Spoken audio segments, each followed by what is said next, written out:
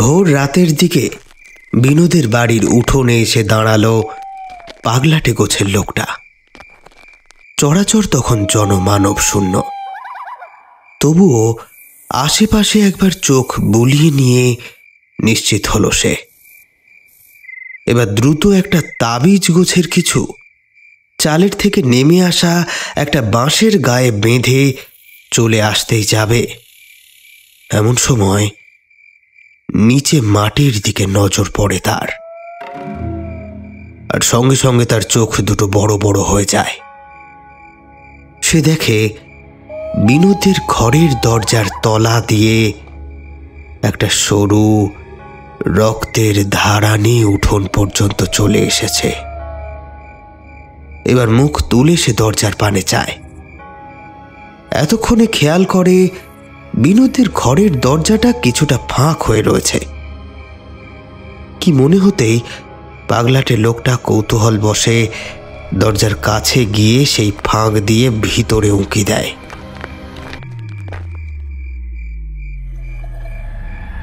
ঘরের মধ্যে চলছে একটা মৃদু হলদে আলো, আর সেই আলোতেই দেখা যাচ্ছে ঘরের মধ্যে রক্তাক্ত ছিন্ন ভিন্ন অবস্থায় পড়ে রয়েছে দুটো লাশ।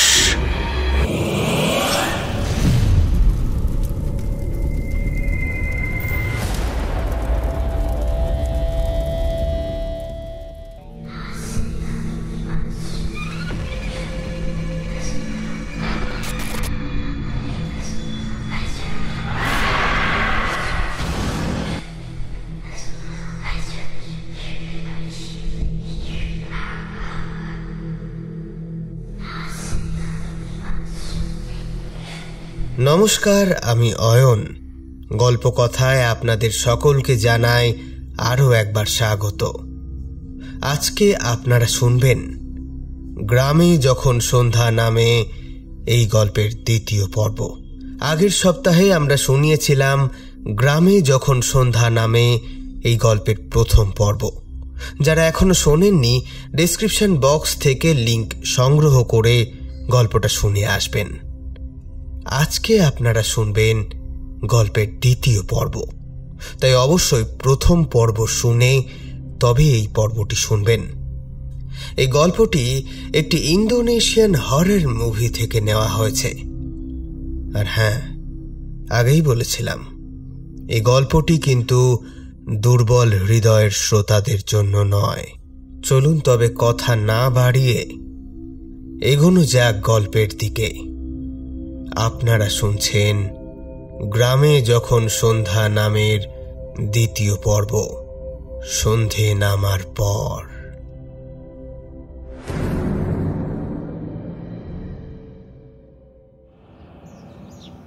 বলেন কি দাদা, এসব ওই একরত্তি ছেলেটার কাজ?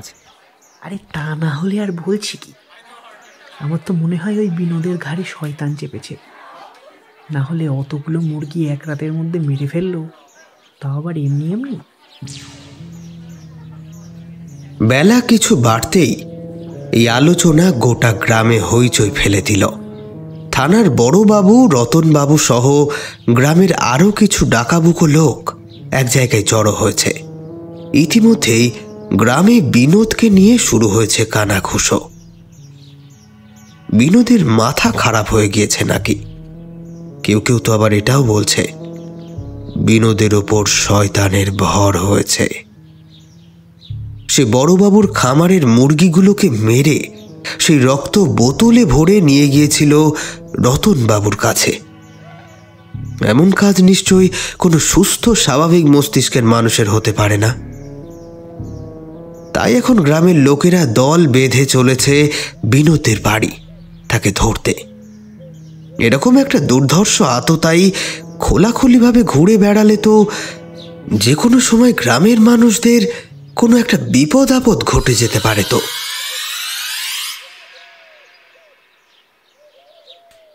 মিতালি এক মনে লিখে চলেছে।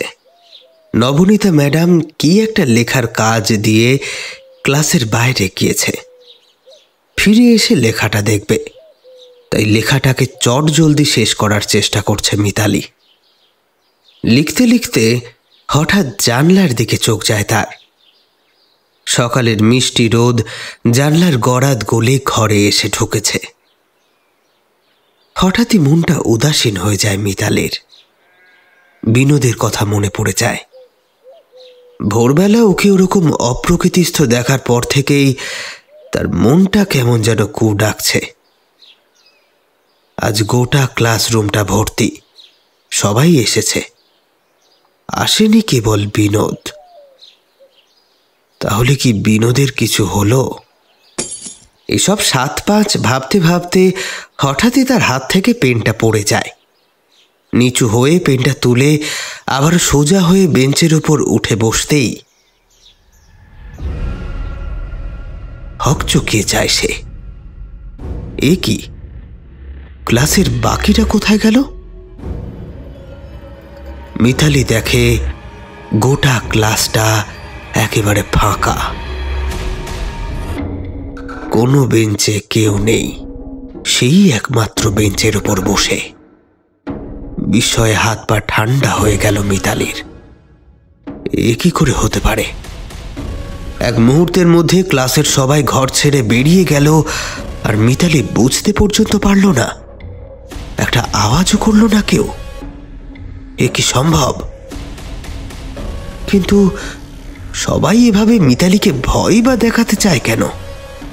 এসব ভাবনা চিন্তা করতে করতে যেন আকাশ ভেঙে পড়তে লাগলো মিতালির মাথায়।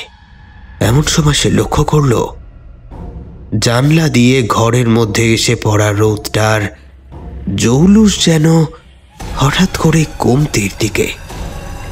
দেখতে দেখতে জানলার বাইরের দিনের আলো খুব দ্রুত মুছে যেতে থাকলো। সেই সাথে ক্লাসরুমে নেমে এলো একরাশ অন্ধকার। মিতালি কিছুই বুঝে উঠতে পারে না। তার মাথার মধ্যে সব কেমন যেন জট পাকিয়ে যাচ্ছে। এমন সময় যে খাতাটিতে সে লিখছিল, ওপর থেকে সেই খাতায় কি একটা এসে পড়ল যেন। ততক্ষণে ঘরের মধ্যের আলো প্রায় নেই বললেই চলে। যেটুকু ক্ষীণ আলো রয়েছে তাতে দেখল তার খাতার সাদা পৃষ্ঠা আর সাদা নেই, সেটা এখন কালো। তবে ওটা হয়তো কালো নয়, আসলে ওটা লাল, ওটা রক্ত। ঘরের কম আলোতে কালো দেখাচ্ছে মাত্র।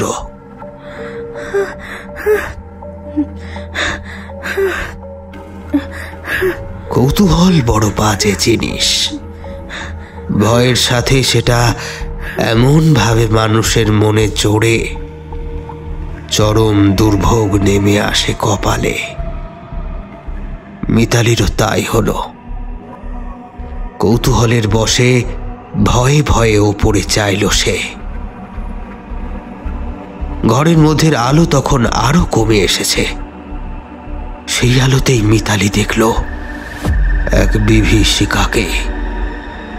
ক্লাসরুমের টিনের চালের আড়াগুলোর ওপর পা বাঁধিয়ে নিচের দিকে মাথা দিয়ে ঝুলছে সাকিনা ম্যাডামের বিভৎস মূর্তি। তার মুখ থেকেই টপ টপ করে গড়িয়ে পড়ছে রক্ত, যেটা একটু আগে মিতালির খাতার সাদা পৃষ্ঠাকে কালো করে দিয়েছে। বিকটভাবে হাসতে হাসতে সেই মূর্তি বলছে, বিনোদ খুব ভালো ছেলে, আমি ওর সাথে এখন খেলবো। মিতালি চিৎকার করে দুহাত দিয়ে চোখ বুজে নেয়, আর ঠিক তার পরক্ষণেই কতগুলো হাসির শব্দ। তৎক্ষণাৎ চোখের উপর থেকে হাত সরিয়ে দেখে দিনের আলোয় ঝলমল করছে ঘরটা। তার মধ্যে কোথাও এতটুকু অন্ধকার জমবার উপায় নেই। ক্লাস ভর্তি ছেলে মেয়েরা মিতালিকে এমন হঠাৎ করে চিৎকার করে উঠতে দেখে হাসাহাসি শুরু করেছে। মিতালি এবার চট করে ওপরের দিকে চাইল। বলাই বাহুল্য, সেখানেও মিতালির এই একটু আগে দেখা বিভীষিকার কোনো অস্তিত্ব নেই। সবই স্বাভাবিক। কি আশ্চর্য! বিস্ময়ে পা থেকে মাথা পর্যন্ত ঠান্ডা হয়ে গেল মিতালির। মুহূর্তের জন্য সে তবে কি দেখল? কখন যেন মিতালির পাশে এসে দাঁড়িয়েছে মুকুল। কিরে মিতালি, অমন করে চিৎকার করলি কেন? মুকুলের এই কথায় সম্বিত ফেরে মিতালির। এবার সে চট করে বেঞ্চ ছেড়ে উঠে পড়ে, মুকুলের হাত ধরে ক্লাসের বাইরে নিয়ে আসে। তারপরে ঘাড় ঘুরিয়ে আশপাশটা দেখে নিয়ে খুব সন্তর্পণে ফিসফিসিয়ে বলে, শোন মুকুল, আমার মনে হয় আমাদের এখনই একবার বিনোদের বাড়ি যাওয়া দরকার। কেন রে, ওর কি শরীর খারাপ করেছে? তাই বুঝিও আজ স্কুলে এলো না? না না মুকুল, শুধু শরীর খারাপ নয়, বিনোদের ঘোর বিপদ। আমি সে বিপদের আভাস পাচ্ছি। শোন তবে। এই বলে ভোরবেলায় বিনোদকে ওই রকম অপ্রকৃতিস্থ অবস্থায় দোকানের বাইরে দেখা এবং মধুর বোতলে মধুর জায়গায় রক্ত ভরে তার বাবাকে এনে দেওয়া, এই সমস্ত অদ্ভুত ঘটনার কথা পুঙ্খানুপুঙ্খভাবে মুকুলকে বলে যায়। মুকুল এমনিতেই ভীতু ছেলে, তার উপর এসব ঘটনা শুনে দিনের আলোতেও তার গায়ে কাঁটা দিতে থাকে।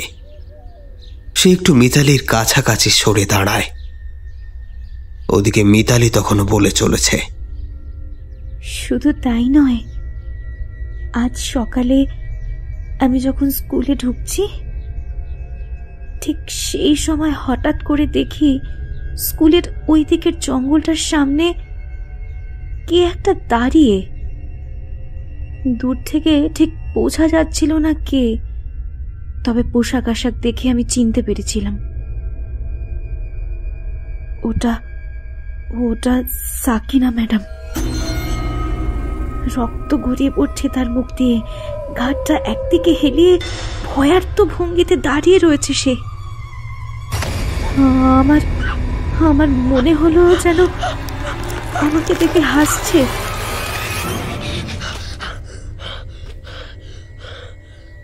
সে হাসি কোনো সাধারণ হাসি নয়, সে হাসি সাক্ষাৎ শয়তানের হাসি। ভয়ে আমার গা ঠান্ডা হয়ে গিয়েছিল। ঠিক সেই সময় আমি আমার কানের কাছে অনুভব করি একটা ঠান্ডা বাতাস, তার মধ্যে কেউ যেন বলছে, বিনোদ খুব ভালো ছেলে, আমি ওর সাথে এখন খেলবো।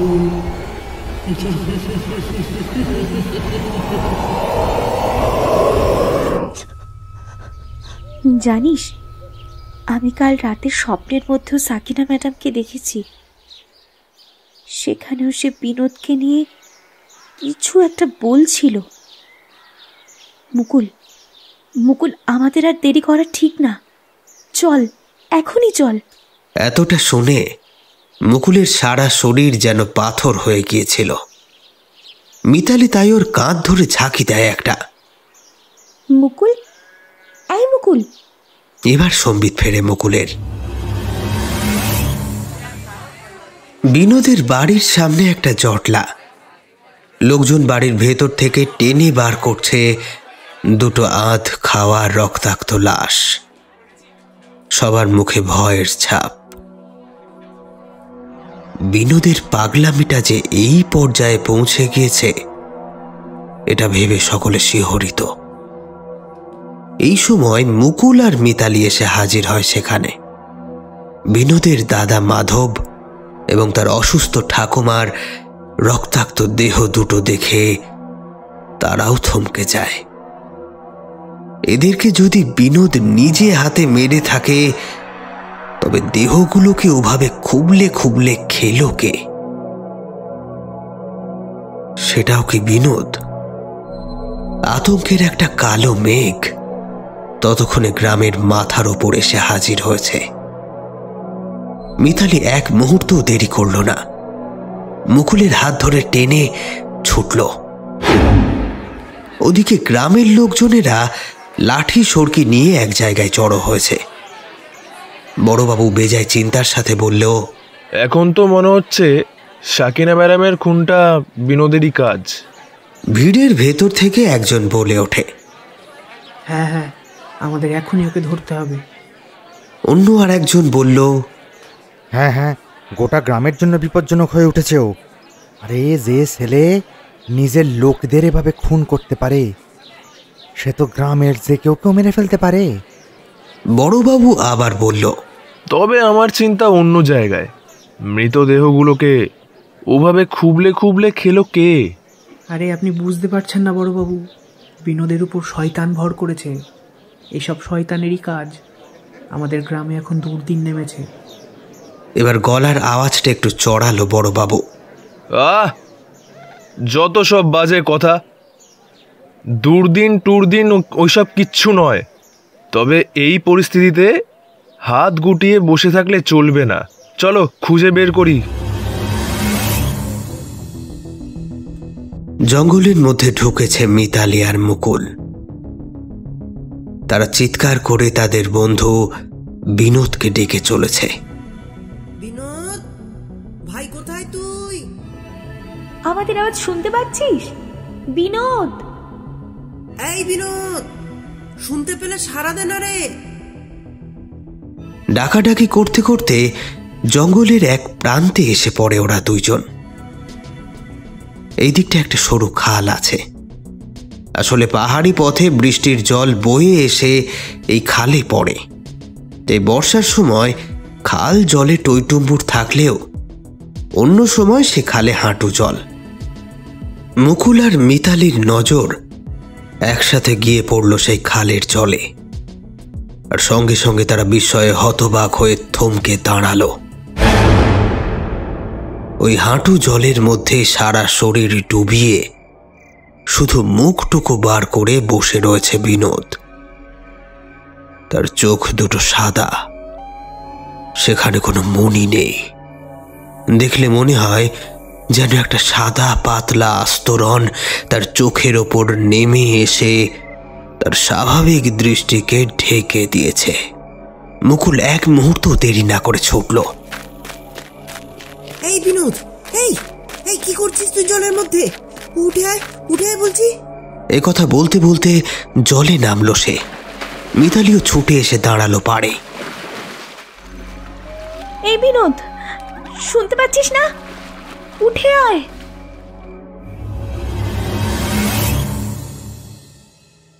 বিনোদকে ধরে এনে রাখা হয়েছে বড়বাবুর বাড়ির একটা পরিত্যক্ত ঘরে।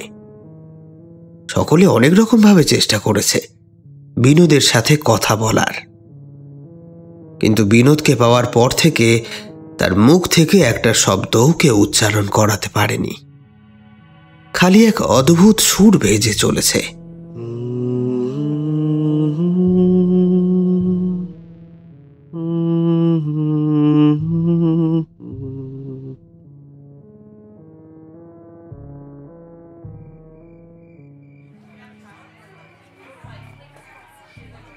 বড়বাবুর বাড়ির উঠোনে অনেকে দাঁড়িয়ে নানা বিষয়ে আলোচনা করছে। নবনীতা ম্যাডাম এতক্ষণে সব খবর পেয়ে হন্তদন্ত হয়ে ছুটে এলো বিনোদকে দেখতে। উঠোনের ওপর জমা জটলাটা ভেঙে দরজার কাছে এগিয়ে আসতেই ম্যাডামকে দেখে সবাই একটু সংযত হয়ে দাঁড়ালো।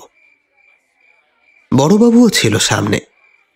ম্যাডাম তাকে জিজ্ঞেস করলো, সবই তো শুনলাম বড়বাবু, কিন্তু বিনোদের এমন হাল হলো কেন? ওর সাথে কথা বলে কিছু বুঝলেন? ম্যাডাম, বিনোদের মুখ থেকে তো আর একটা কথাও বের করা যায়নি। কি একটা সুর বেজে চলেছে সেই কখন থেকে। তাহলে এখন কি ভাবছেন? ওকে নিয়ে কি করবেন? আমি শহরের থানায় খবর দিয়েছি, ওরা এসে বিনোদকে নিয়ে যাবে। ওকে কোনো মানসিক হাসপাতালে ভর্তি করা হবে। তারপর একটু ঠিক হলে ওর জবানবন্দি নিতে হবে। এইটুকু বাচ্চাকে এখন থেকে কারোতেই দিন কাটাতে হবে? ব্যাপারটা ভেবেই খুব খারাপ লাগছে। বলছি, আমি কি একবার বিনোদের সাথে দেখা করতে পারি? দেখি কথা বলানো যায় কিনা। কোনো লাভ নেই ম্যাডাম, আমরা অনেক চেষ্টা করেছি। আচ্ছা ঠিক আছে, তবুও যদি একবার। আচ্ছা ঠিক আছে, আপনি যান, তবে সাবধান, বিনোদ মানসিক ভারসাম্য হারিয়েছে। ম্যাডাম নবনীতা দরজা খুলে ঘরে ঢোকে। বিনোদ তখনও উপরের দিকে তাকিয়ে মুখে সেই অদ্ভুত সুরটা ভাজছে।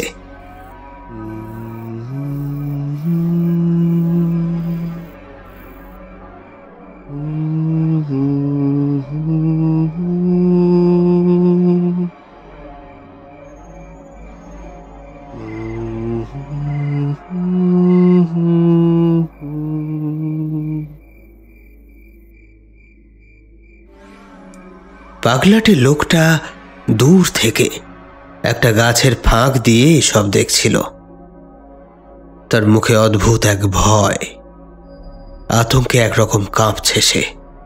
হাতে ধরা রয়েছে সেই তাবিজের মতো জিনিসটা, যেমনটা সকালে বিনোদের বাড়িতে ঝুলিয়ে এসেছিল ঠিক তেমন। আজ সে জিনিসটা বড়বাবুর বাড়িতে ঝোলাতে এসেছে, কিন্তু অনেক লোকজনের সমাগমে সে কাজটা করতে পারছে না। তাই ধৈর্য ধরে সেইখানেই দাঁড়িয়ে রইল।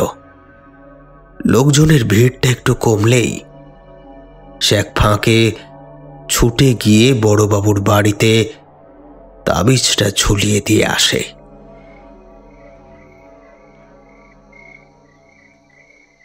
সন্ধ্যা হয়েছে। দূর থেকে ভেসে আসা মসজিদের আজানের ধ্বনি এই সবে মাত্র মিলিয়ে গিয়েছে বাতাসে। রাস্তাঘাট একেবারে ফাঁকা। সকলের মনে একটা চাপা আতঙ্ক একটু একটু করে ইতিমধ্যেই দানা বাঁধতে আরম্ভ করেছে। ঘরের মধ্যে বসে বিনোদ এখনো সেই সুরটা ভেজে চলেছে এক মনে।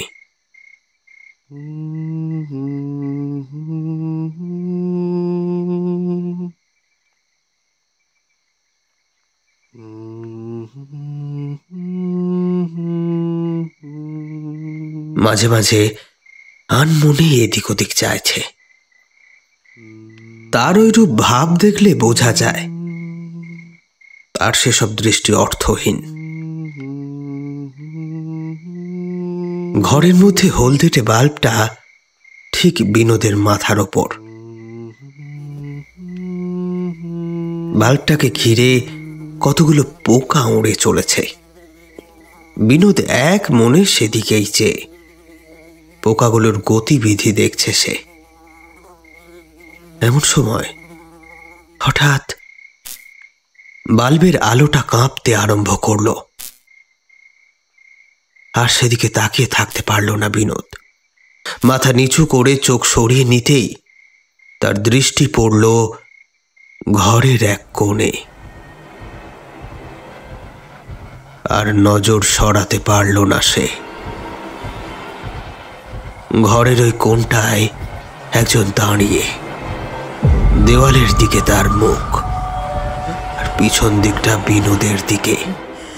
গায়ের পোশাকটা রক্তে ভেজা। বিনোদ ভয়ে পেছাতে থাকলো। পেছাতে পেছাতে একটা সময় তার দেওয়ালে পিঠ ঠেকে গেল। তবে মূর্তিটা কিন্তু অনড়, একইভাবে দেওয়ালের দিকেই ফিরে সে। বিনোদের হাত পা ঠান্ডা হয়ে যায়, হাঁপুড়ের মতো ওঠানামা করতে থাকে বুক। ততক্ষণে মূর্তিটাকে বিনোদ চিনতে পেরেছে। এই পোশাক, এরকম দাঁড়ানোর ভঙ্গি, সবই তার পরিচিত। এটা তার দাদা মাধব। মূর্তিটা কিন্তু তখনও দেওয়ালের দিকেই তাকিয়ে। বিনোদ তার উপর দৃষ্টি নিবদ্ধ করে বড় বড় নিঃশ্বাস ফেলে চলেছে। একটা চাপা গোঙানি বেরোচ্ছে তার মুখ দিয়ে। ঠিক এই সময় মূর্তিটা মুখে একটা শব্দ করল। মুহূর্তের ভগ্নাংশে দেওয়ালের দিকে মুখ করে দাঁড়িয়ে থাকা মাধবের দেহটার কেবলমাত্র মাথাটা মড়মড় শব্দ করে সম্পূর্ণরূপে ঘুরে গেল। মুখ থেকে গড়িয়ে পড়তে লাগলো কালচে রক্তের এক তরল।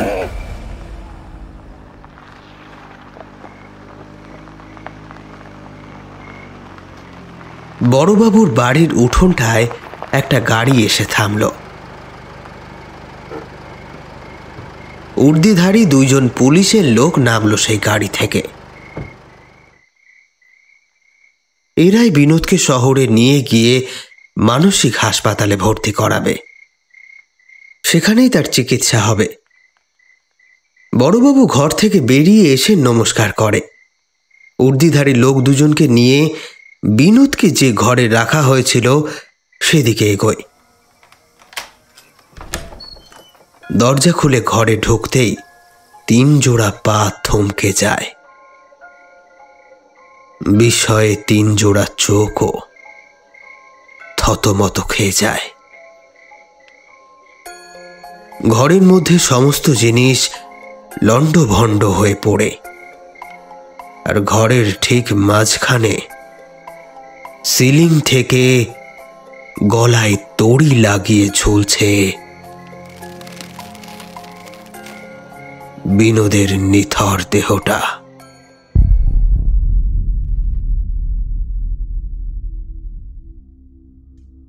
বিনোদের এহেন অকস্মাৎ আত্মহত্যার খবর গোটা গ্রামে দাবানলের মতো ছড়িয়ে পড়ল।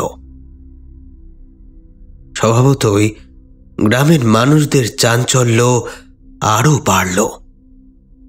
সকলে এবার একরকম নিশ্চিত যে বিনোদের ওপর শয়তানের ভর হয়েছে। সেই শয়তানই বিনোদকে মৃত্যুর পথে টেনে নিয়ে গিয়েছে।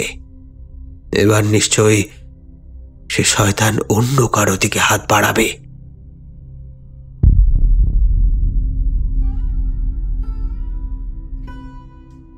মা বাপহীন ছেলেটার মৃত্যুতে গ্রামের আর কেউ কষ্ট পাক না পাক, মুকুল একেবারে ভেঙে পড়ল। বিনোদ ছিল তার প্রাণের বন্ধু। সেই বন্ধুর সাথে হঠাৎ এমন সব কাণ্ড ঘটবে সে এত কাছে থেকেও টের পায়নি। ইস, সে যে তার বন্ধুর জন্য কিছুই করতে পারল না। ঘরের পড়ার টেবিলটায় মাথা গুঁজে কেঁদে চলল মুকুল।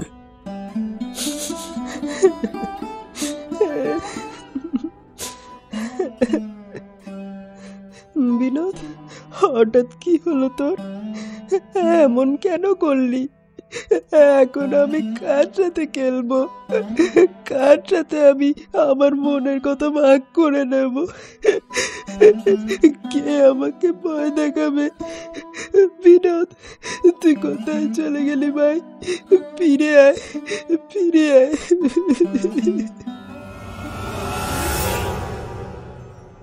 বহু বছর আগের কথা।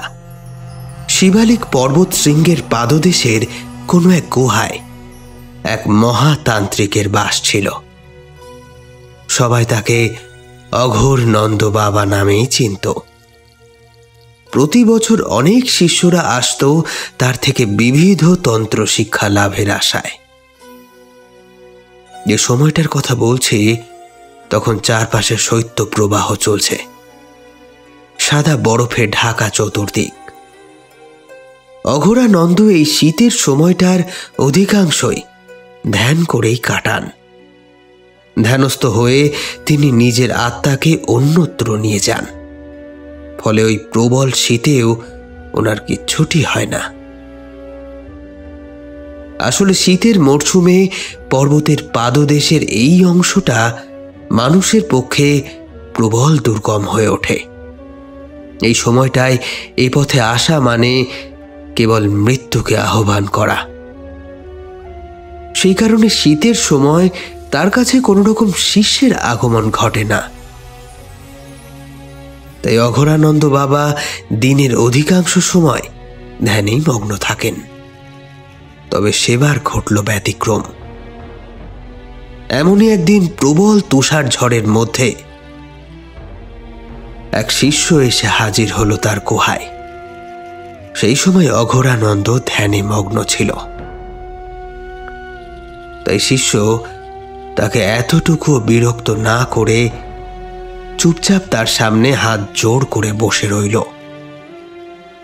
প্রায় 3 দিন পর ধ্যান ভাঙল অঘোরানন্দে।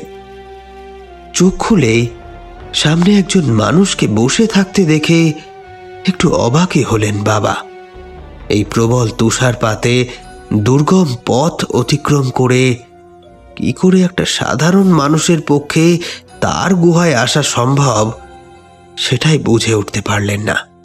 তবে শুধু তাই নয়, লোকটা গত 3 দিন ধরে একভাবে হাত জোড় করে বসে আছে তার সামনে।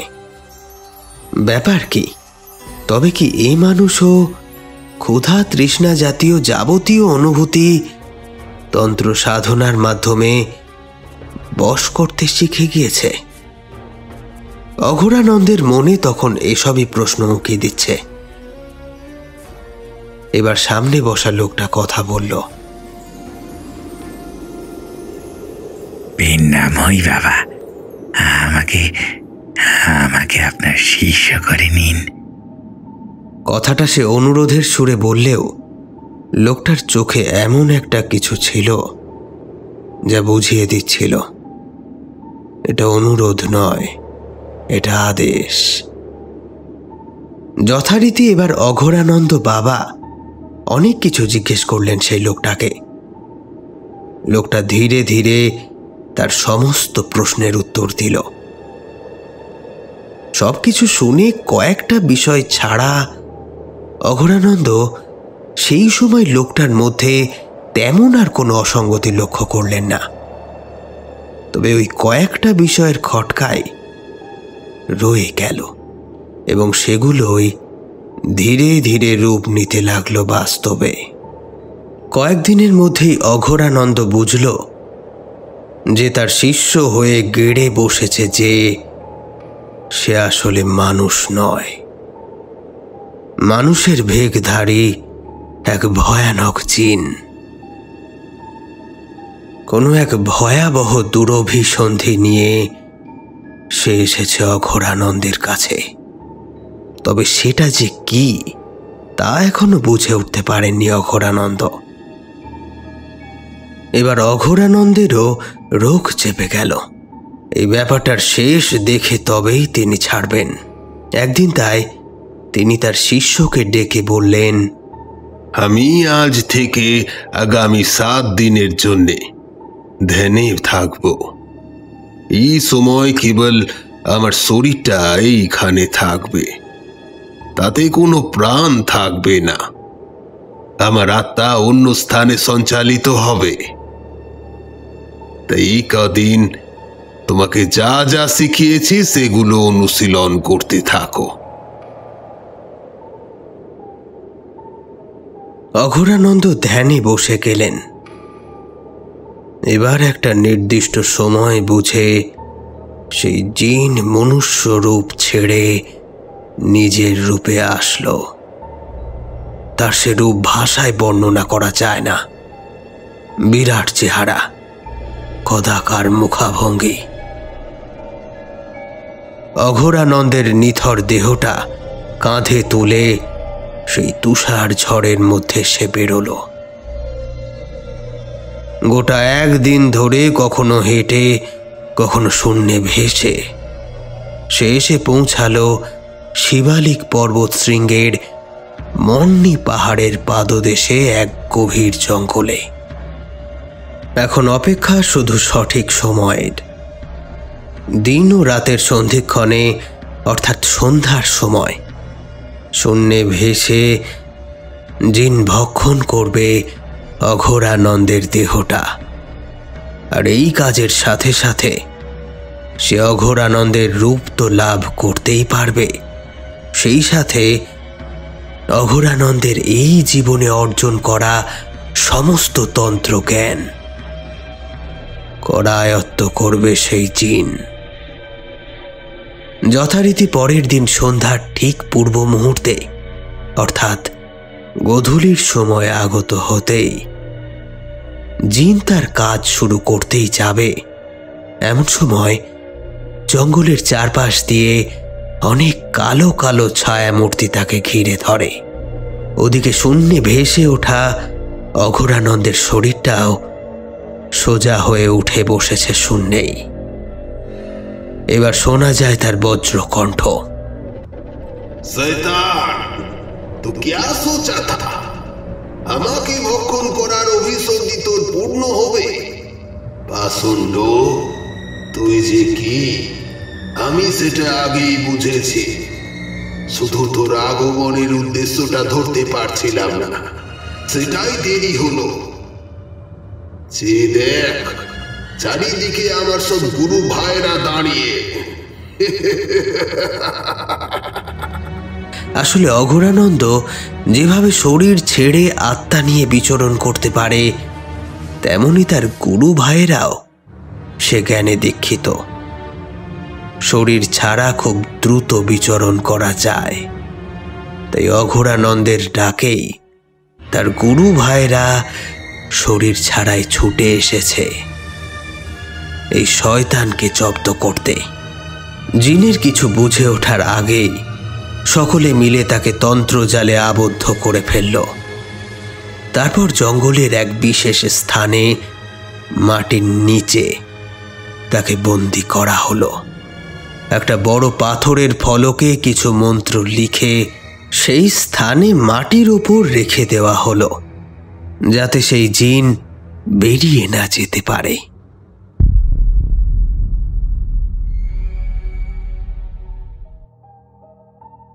এই ঘটনার পর পেরিয়ে গিয়েছে অনেক সময়।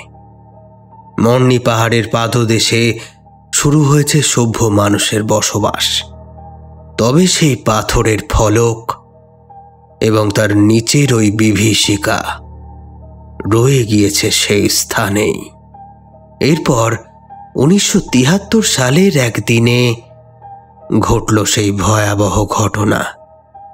এক সন্ধ্যা হওয়ার ঠিক আগেই মামুদপুর গ্রামের 3টে বাচ্চা ওই জঙ্গলের মধ্যে এক বিভীষিকার দর্শন পেল। পরের দিন গ্রামের মানুষ জঙ্গলের মধ্যে খুঁজে পেল 2 জনের মৃতদেহ, আর একজনকে পাওয়া যায় চেতনাহীন অবস্থায়, যার হাতের একটা আঙুল কাটা ছিল।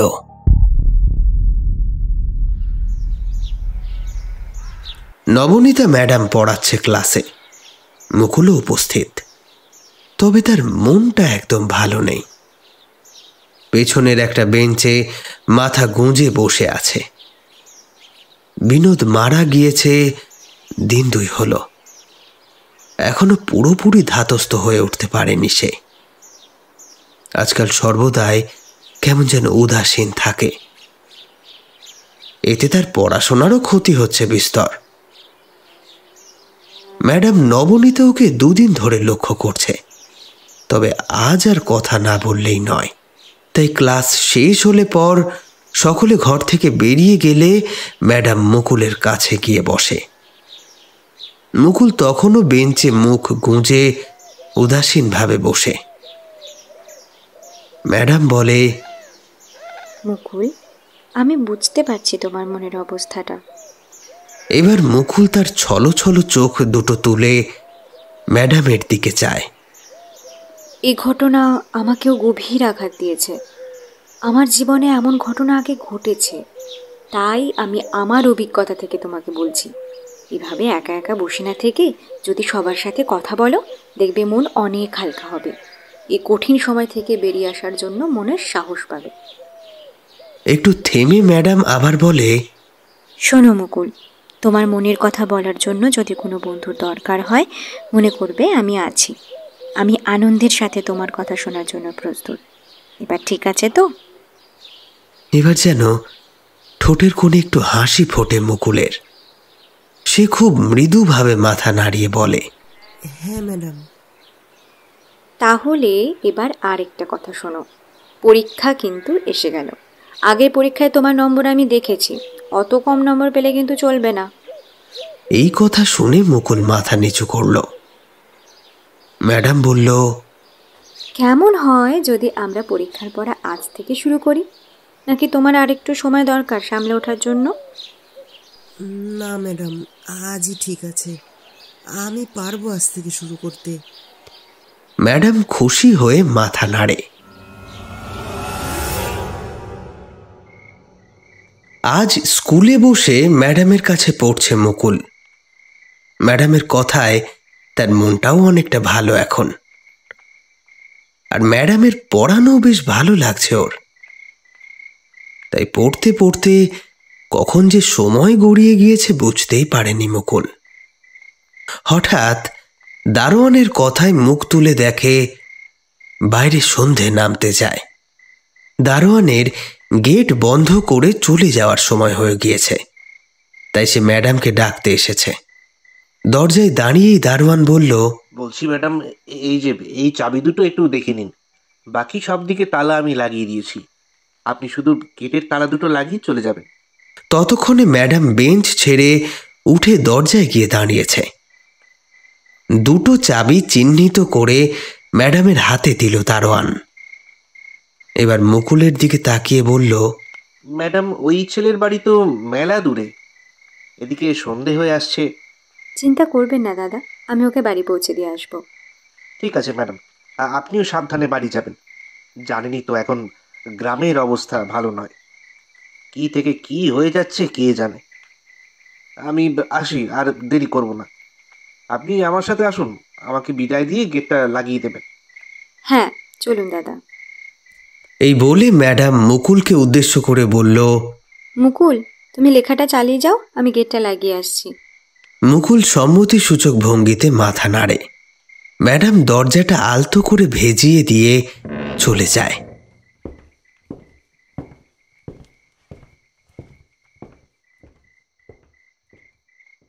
করিডোরে ম্যাডামের পায়ের শব্দ মিলিয়ে যেতেই পুনরায় লেখায় মন দিল মুকুল।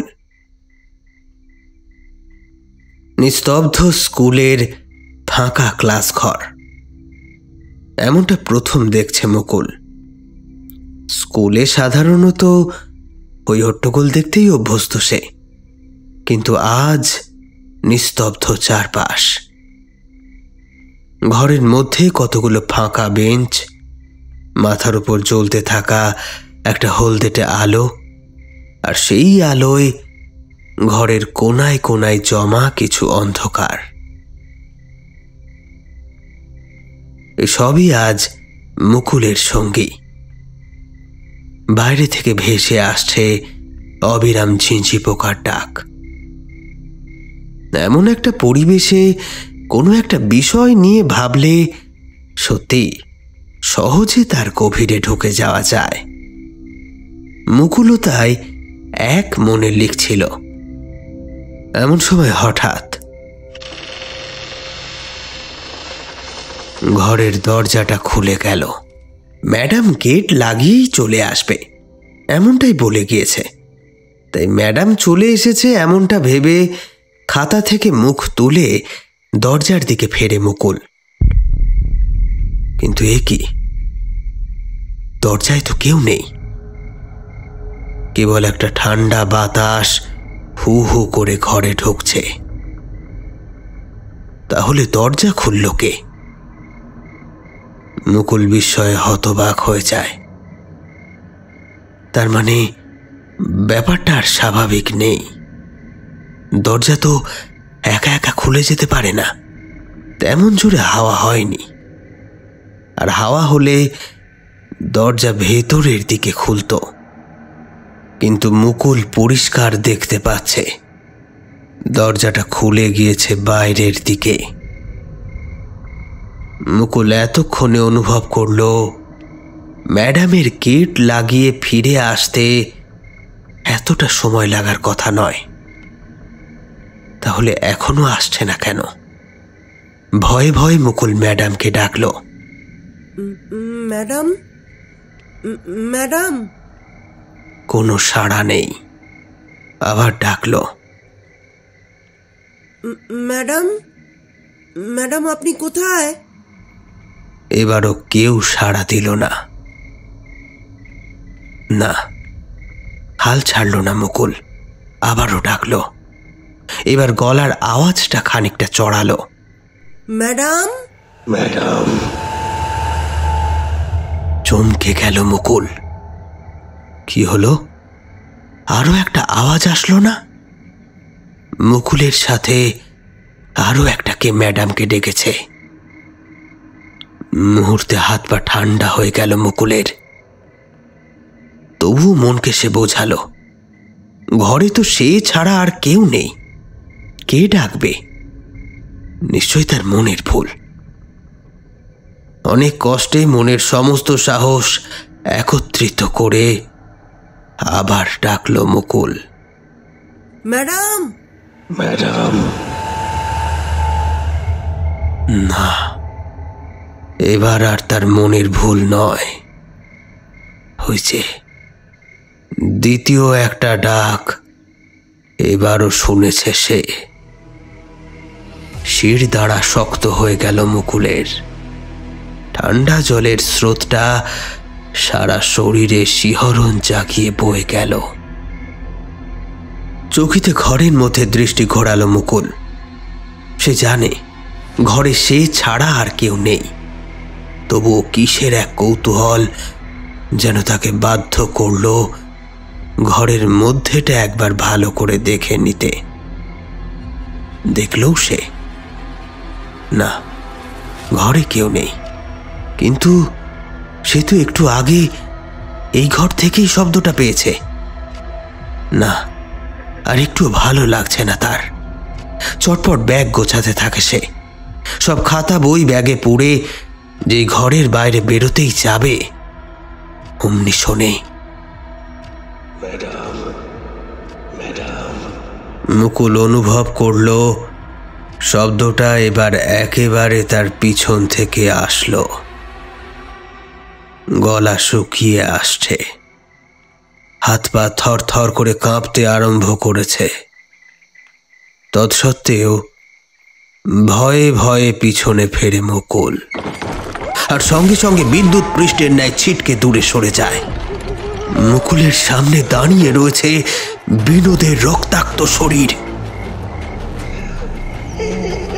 সারা জামায় রক্ত, গলায় মোটা দড়ির দাগ, মুখ থেকে জিভটা বেরিয়ে বাইরে ঝুলে আছে, ঘাটটা একদিকে কাত হয়ে।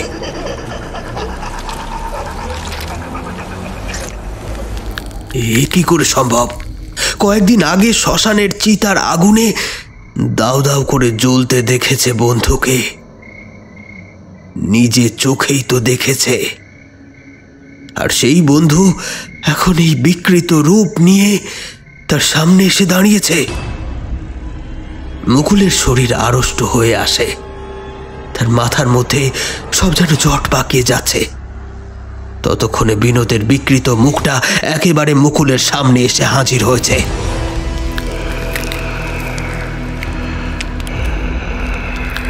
মুকুল চিৎকারটুকু করতে পারল না। দেখতে দেখতে তার চোখের ওপর নেমে এলো এক সাদা চামড়ার আস্তরণ।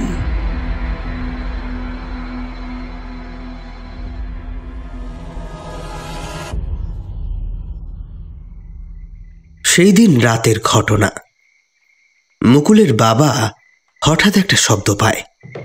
ফাঁকা কাঠের উপর বাড়ি মারলে যেমন শব্দ হয়, ঠিক তেমন শব্দটা আসছে মুকুলের ঘর থেকে। চটপট নিজের ঘর থেকে বেরিয়ে উঠোন পেরিয়ে মুকুলের ঘরের দরজা খুলতেই বেজায় অবাক হয়ে যায়। ঘরের এক কোণে দাঁড়িয়ে কাঠের দেওয়ালের ওপর ধিমে তালে মাথা ঠুকে চলেছে মুকুল। দরজায় দাঁড়িয়েই ডাক দেয় মুকুলের বাবা, মুকুল, এই মুকুল। মুকুলের কানে কোনো শব্দ যাচ্ছে না। সে একভাবে মাথা ঠুকে চলেছে, আর তার চোখের দৃষ্টিকে ঢেকে দিয়েছে সেই সাদা চামড়ার আস্তরণ, যেমনটা সন্ধেবেলায় তার সাথে হয়েছিল। তবে মুকুলের বাবা সেটা দেখতে পাচ্ছে না। ছেলে সাড়া দিচ্ছে না দেখে এবার একটু আওয়াজ জড়িয়ে ডাকে, এই মুকুল, কি হয়েছে কি তোর? এই! এইবার মুকুলের মাথা ঠোকা থেমে যায়। ধীরে ধীরে বাবার দিকে ফেরে সে। তবে সেই সময়ের মধ্যেই তার চোখ কখন যেন আবার স্বাভাবিক হয়ে গিয়েছে। কিরে মুকুল, কি হয়েছে কি তোর? অমন করছিলি কেন? না, কিছু হয়নি আমার, আমি ঠিক আছি। ঠিক আছে, চলে আয়, খেতে দিয়েছি। এই বলে মুকুলের বাবা পিছনে ফিরে চলেই যাচ্ছিল, এমন সময় মুকুল থমথমে গলায় বলল, না, আমি আজ খাবো না, আমার খেতে ইচ্ছে করছে না। মুকুলের বাবা আবারও ফিরে তাকিয়ে বলে, কেন, শরীর খারাপ নাকি? তুমি খেয়ে নাও, আমি খাবো না। বাবা তাকে আর ঘাটায় না। বন্ধু বিয়োগের ফলে ছোট বাচ্চাটার মনে বেজায় চাপ পড়েছে, তাকে একা একা ছেড়ে দেওয়াই ভালো।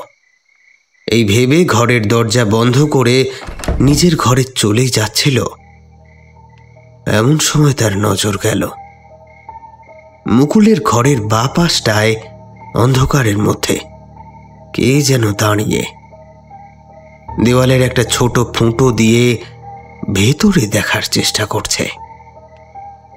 চট করে ওই পাশের আলোটা জ্বালিয়ে দিল মুকুলের বাবা। সঙ্গে সঙ্গে দেখা গেল জটা জুটোধারী সেই পাগলাটে গোছের লোকটা ভয়ার্ত মুখ নিয়ে সেখানে দাঁড়িয়ে।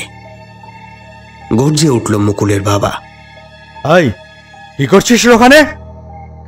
ধর্মর করে চমকে উঠে পাগল লোকটা ছুটে পালায়।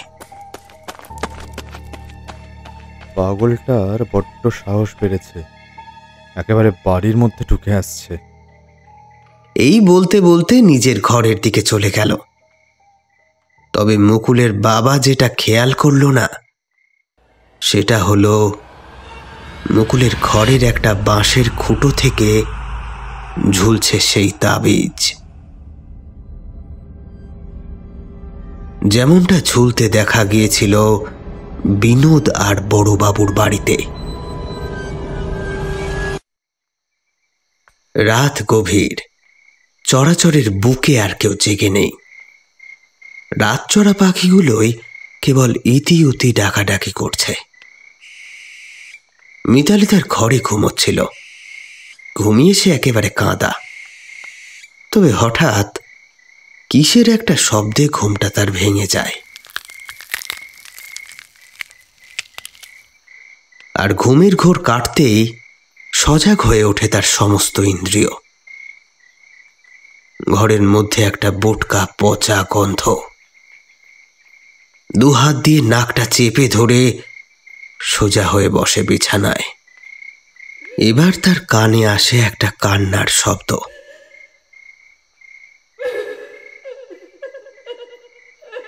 শব্দটা তার ঘরের মধ্যেই হচ্ছে।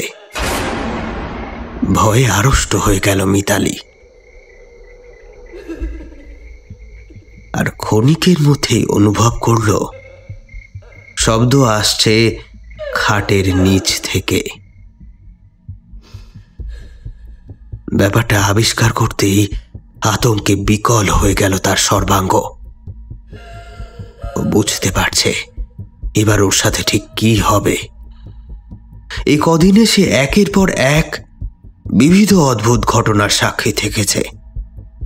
তাই খাটের উপর জড়সড় হয়ে কান চেপে চোখ বুজে বসে রইল। কতক্ষণ যে এভাবে বসেছিল সে হিসেব মিতালিও জানে না। তবে বোটকা গন্ধটা যেন দূর হয়ে গিয়েছে বলে মনে হয়। কানের ওপর থেকে হাত সরায় সে। কান্নার শব্দটাও ধীরে ধীরে কখন যেন থেমে গিয়েছে। মিতালি এবার আস্তে আস্তে চোখ খোলে। ঘরের মধ্যে ঘুটঘুটে অন্ধকার, তবে তার মধ্যে অস্বাভাবিক আর কিছুই নেই। একটা দীর্ঘশ্বাস ফেলে পাশ ফিরে শোয় সে।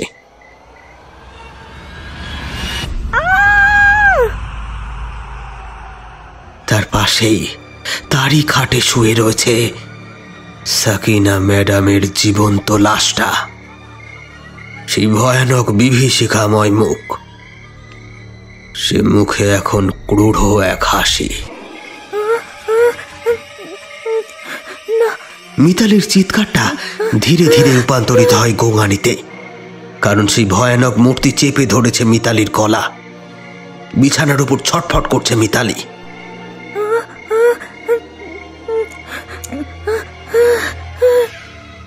করাল বদনা সেই বিভীষিকা এবার চাপা হাসি হাসতে হাসতে বলে, মুকুল খুব ভালো ছেলে, এখন আমি ওর সাথে খেলবো।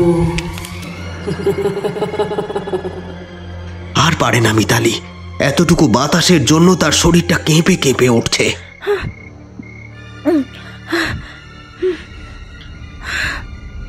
সে এবার দেহের সমস্ত শক্তি একত্রিত করে কোন রকমে সে বিভীষিকাকে ঠেলা দিয়ে উঠে বসল।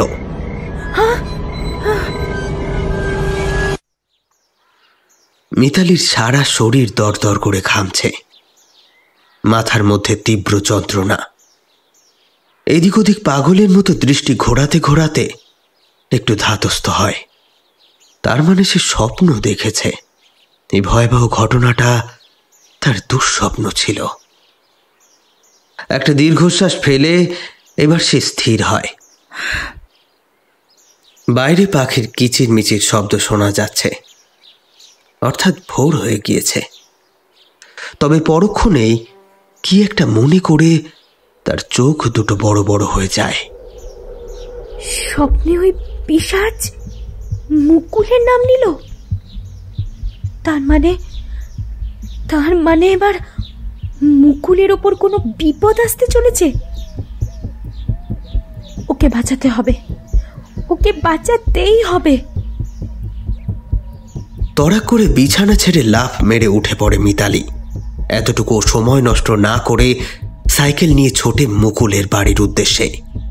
যখন সে মুকুলের বাড়ি পৌঁছালো, দেখল মুকুলের বাড়ির উঠোনে এই সকালবেলাতেই বেশ কিছু মানুষের সমাগম ঘটেছে।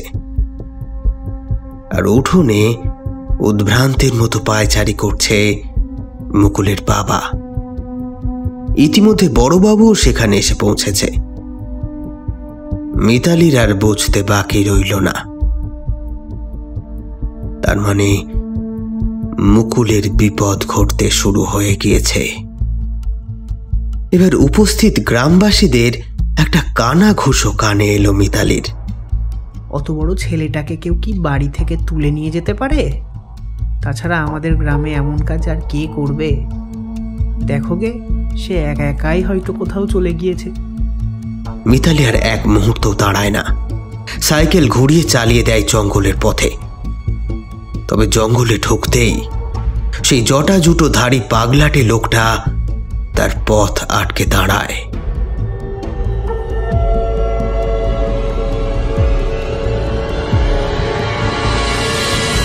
আপনারা শুনছিলেন গ্রামে যখন সন্ধ্যা নামের দ্বিতীয় পর্ব, সন্ধে নামার পর।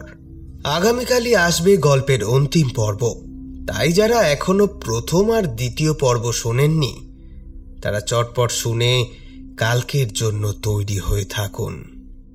কালকে আসছে গ্রামে যখন সন্ধ্যা নামে এই গল্পের অন্তিম পর্ব, নাম রাত ঘনালো গ্রামে।